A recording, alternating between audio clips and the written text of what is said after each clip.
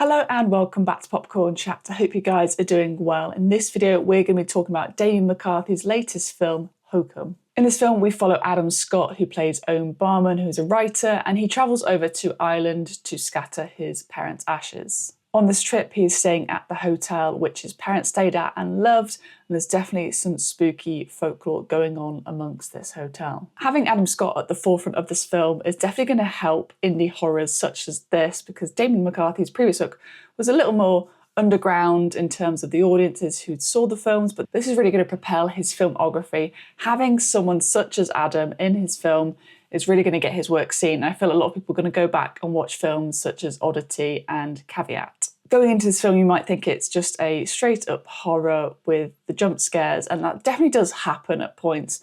But what I enjoyed about this is the kind of shift of genre. It very much becomes a murder mystery, and Adam Scott's character has to try and solve who done it. And there's also that kind of folklore, supernatural element to it as well. It also focuses on the villainous nature of humans as well. If you're a horror fan, then I'm sure you've heard the line that horror and comedy are very much the same, and this film is evident of that. There's definitely some lighter moments within this between Ohm and Jerry. I think their dynamic is amazing, and we get to see that kind of blending of the two genres within this film, and it treads that line very well. And casting someone such as Adam Scott, who has very much a comedy background, I think he's able to bring something new to this kind of genre that we wouldn't get with a traditional kind of drama actor. Going back to the character of Jerry, he is who we really empathise with as an audience.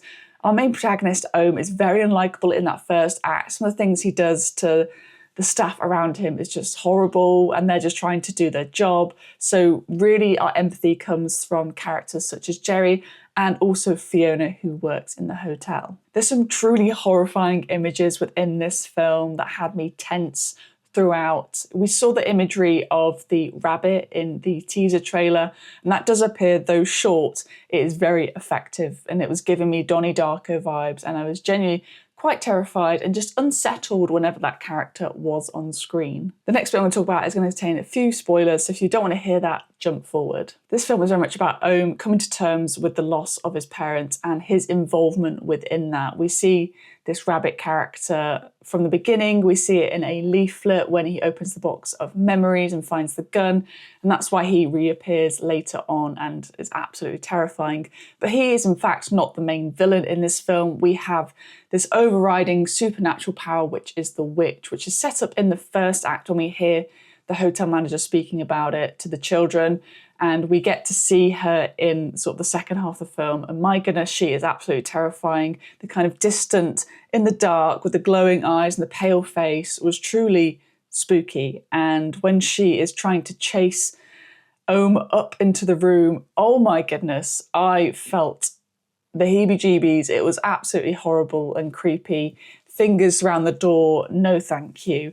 And one bit that really terrified me, which some people might find is comedic, but was when she jumps up and tries to look through the window above the door, which is in some designs of some houses and schools and hotels apparently. I can't tell you how much of a rational fear that is for me, having someone look over that bit, you know, if there's a light on in the hallway or light on in the room and someone just looks over it. Oh my goodness, that was chilling. And just those little things like that, I think Damien McCarthy is able to really tap into those everyday horrors, as well as building on the kind of folklore we have within storytelling and especially Irish culture. I do think there could have been more work in terms of what this film was really about. We obviously have that element with Ohm and his family, but I also think there could have been so much more delved into their being a bad person, being changed by that.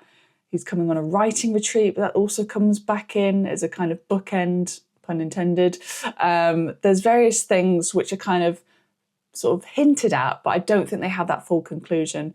And for example, even the manager of the hotel, or the guy in the wheelchair who's sort of family business, he's in the first act of the film and sort of sets up the kind of folklore for the rest of the story, and then we never see him again. I'm like, would have liked to have seen him come into that third act maybe and just sort of wrap up that kind of storytelling element and the kind of family element that this film is focusing on. Overall, I think Hokum is a great film. I think this is going to be still talked about come the end of 2026. I think there's some great horror, comedy, and sort of mystery elements within this film. And I think having someone such as Adam Scott is really going to help propel Damon McCarthy's career. And, you know, who knows where his career is going to go after this, and just kind of keep getting bigger and bigger with every film that he makes. Thank you so much for watching this review of Hokum. If you've seen the film, let me know your thoughts down below in the comments. I'd love to check those out. And I'll see you guys very soon for another popcorn chat.